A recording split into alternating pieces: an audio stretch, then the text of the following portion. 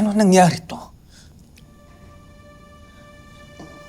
Sir, nung paanakin ko po si Rosel, ang buong akala ko, isa lang ang anak niyo. Si Belle nga. Ano, kulang sa buwan yung anak ko. Baka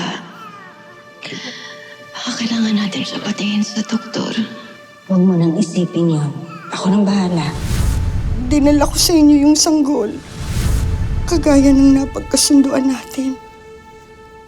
Sir Chris, ito na po ang sanggol. Hello? Siya na ba? Opo, sir. Siya po ang anak niyo ni Rosel. Pagkalipas ng isang buwan, nanakit ang tiyan ni Rosel. Hindi ko nga maintindihan eh. Hindi ko alam kung anong nangyayari sa akin. Malo pakiramdam ko. Parang may gumagalaw pa rin dito sa tiyan ko. Rosel! Rosel! Malo? Ano? Ang lakas ng hilap ng tiyan mo! Doon namin natuklasan na may naiwan po palang isang sanggol sa sinapupunan ni Rosel. Buntis pa rin po ako? That's exactly what makes this rare. But not impossible. Kambal palang anak niyo.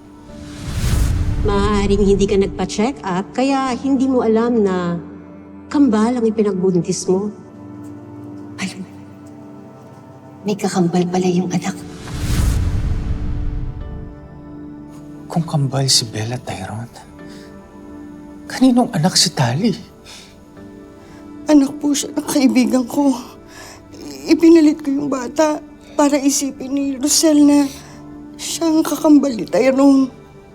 Pero, iba yung sinabi niyo sa akin ni Gomar. Ang sabi niyo sa akin, patay na yung anak namin ni Rosel. Yun ang sinabi niyo eh. Yun pa rin naman po ang alam ni Rosel. Kaya alam po niya na hindi niya anak si Tali. Napakalaki po na kasalanan ko kay Rosel. Kaya kahit galit na galit siya sa akin, tinanggap ko po para mapagtakpan ang kasalanan mo. Ang kasalanan natin. Kinuha ko po ang bata nang walang paalam kay Rosel. Kasi naman po, sir, ayaw po talagang pumayag ni Rosel na kayo po ang magpalaki sa anak niyo. Sa sitwasyon po ngayon ni Rosel, alam ko po na hindi niya mabibigyan ng magandang kinabukasan ng bata. Pero sir, kung hindi rin po kaya ng konsensya na kunin ng bata, ibabalik ko na lang po siya. Hindi na kami magkakaanak ni Via kahit kailan. At sa batang ito, sa kanya matutupad ang pangarap ko na maging ama.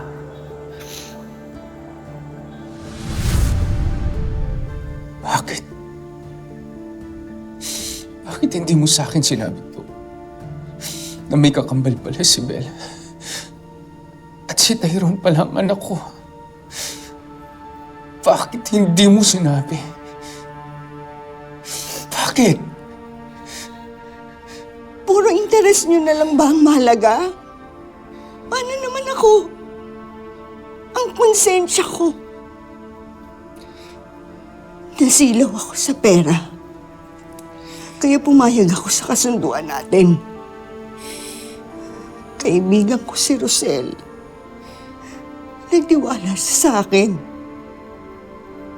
Pero niloko ko siya. Ninakawan ko siya ng anak. Pero tama na ang minsang pagkakamali. Hindi ko na yun dadagdagan. Nangamba ko na kapag nalaman mo na may kakambal si Belle, pati yun agawin mo pa kay Rosel. Yun na lang ang meron siya. Nasa sayo na yung isa. Makontento ka na lang doon. Pati ba naman si Tyrone? Kukunin mo? Pero anak ko si Tyrone. So ano, Sir Chris? Tama nga ako? Aagawin mo rin si Tyrone ngayong alam mong anak mo siya? Kukunin mo rin siya kay Rosel?